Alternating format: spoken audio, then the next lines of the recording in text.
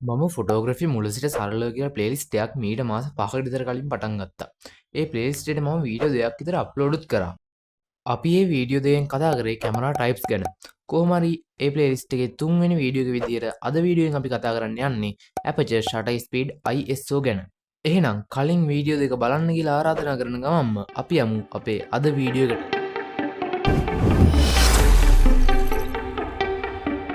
ඉතින් manual mode එකෙන් photo එකක් එක්ස්පෝස් කරද්දී අපි විසින්ම ෆොටෝ එකේ ආලෝකය පාලනය කරන්න ඕන. එහෙම නැත්තම් ඒ කියන්නේ ෆොටෝ එකට අවශ්‍ය ප්‍රමාණයට වඩා වැඩියෙන් ආලෝකය ඇවිල්ලා තියෙනවා නම් අපි කියනවා ඒ ෆොටෝ එක ඕවර් එක්ස්පෝස්ඩ් වෙලා කියලා. ඒ වගේම ෆොටෝ එකට අවශ්‍ය එළිය අඩුවෙන් තියෙනවා නම් අපි ඒකට කියනවා ඒ ෆොටෝ එක අන්ඩර් එක්ස්පෝස්ඩ් වෙලා කියලා. එතකොට හරි ආලෝකයේ සමග ෆොටෝ එකක් තියෙනවා නම් අපි කියනවා ඒකට ඇවරේජ් එක්ස්පෝස්ඩ් ෆොටෝ එකක් කියලා. එතකොට කොහොමද මේ Aperture shutter ISO කියන තුන මේකට සම්බන්ධ වෙන්නේ? ඉතින් මේ Aperture shutter ISO කියන settings තුනෙන් තමයි අපි ෆොටෝ එකට අවශ්‍ය ආලෝකය ප්‍රධාන වශයෙන්ම control කරගන්නේ. එහෙනම් අපි දැන් කතා කරමු මේ settings තුන ගැන වෙනම. ඉතින් අපි මේ settings තුනෙන් මුලින්ම කතා කරන්න යන්නේ Aperture එක ගැන. ඉතින් මොකද්ද මේ Aperture කියන්නේ? කොහෙද මේ Aperture එක තියෙන්නේ? ඉතින් Aperture එක තියෙන්නේ කැමරා ලෙන්ස් එකේ. ඒක නිසා තමයි කැමරා ලෙන්ස් එකෙන් ලෙන්ස් එකට අපිට යන්න පුළුවන් අඩුම Aperture ගය වෙනස් වෙන්නේ. හරි එතකොට කොහොමද මේ Aperture එකෙන් ලයිට් එක කන්ට්‍රෝල් වෙන්නේ? මේ Aperture අගය කැමරා එකේ දක්වලා තියෙන්නේ F අකුරකින්.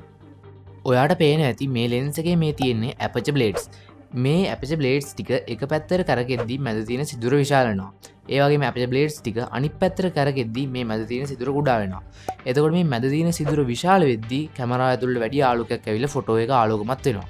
ඒ වගේම මැද තියෙන සිදුර කුඩා වෙද්දී කැමරා එක ඇතුළට අඩු ආලෝකයක් තමයි එන්නේ. එතකොට ෆොටෝ එකේ ආලෝකය අඩු වෙනවා. F අගය අඩු කරද්දී සිදුර විශාල වෙනවා. ඒ කියන්නේ ලයිට් එක වැඩියෙන් එනවා. ඒ වගේම F අගය වැඩි කරද්දී සිදුර කුඩා වෙලා ලයිට් එක අඩුවෙන් තමයි එන්නේ. ඒ වගේම මේ F අගය එහෙම නැත්නම් Aperture අගය අඩු වෙන්න ෆොටෝ එකේ බෑග්ග්‍රවුන්ඩ් බ්ලර් එකත් වැඩි කරගන්න පුළුවන්. අපි කියන්නේ බොකේ ඉෆෙක්ට් එක කියලා. අපි නිකන් ලෙන්ස් එකේ ගණන් වෙනස් වෙන්නේ කොහොමද කියලා බලමුද මේ Aperture අගයත් වෙනස් වෙද්දී. Canon 50mm f1.8 52,500යි 50mm f1.2 lens 5,24,500යි. හරි අපි දැන් කතා කරමු shutter speed එක ගැන. shutter speed එක කියන්නේ සිංහලෙන් නම් ద్వාර වේගය කියන එක. මෙහෙමයි මේ shutter එක තියෙන්නේ කැමරා එකේ. මෙතනදී පාලනය වෙන්නේ shutter එක ඕපන් වෙලා තියෙන වෙලාව. මේ වෙලාව කැමරාවේ දක්වලා තියෙන්නේ තප්පරයෙන් පංගුවක් විදිහට. ඒ කියන්නේ තප්පරෙන් 100න් පංගුවක්, තප්පරෙන් 250න් පංගුවක් වගේ. තප්පරෙන් 100න් පංගුවක් කියන්නේ වැඩි වෙලාවක්. තප්පරෙන් 250න් එහෙම නැත්නම් 1000න් පංගුවකට වඩා. ඒ කියන්නේ තප්පරෙන් 100න් පංගුවේදී වැඩියෙන් ආලෝකය එනවා තප්පරෙන් 250 දී පංගුවට වඩා. ඒ මොකද කිව්වොත් එහෙම තප්පරෙන් 100න් පංගුවක් shutter speed එක දීලා තියද්දී වැඩි ආලෝකයක් එනවා. ඒ කියන්නේ shutter එක වැඩි වෙලාවක් ඇරලා තියෙනවා තප්පරෙන් 250න් පංගුවට වඩා. මේක සරලවම ගත්තොත් එහෙම shutter speed එක වැඩි කරද්දී ආලෝකය අඩු වෙනවා. ඒ වගේම shutter speed එක අඩු කරද්දී ආලෝකය වැඩි වෙනවා. ඒ වගේම shutter speed එකෙන් පාලනය වෙන අනිත් දේ තමයි motion blur එක. මේ වගේ වේගෙන් move වෙන වස්තුවක් එක තැන තියලා sharp ෆොටෝ එකක් ගන්න නම් shutter speed එක වැඩියෙන් තියන්න වෙනවා. shutter speed එක අඩුවෙන් තිබ්බොත් එහෙම object එකට motion blur එකක් එනවා.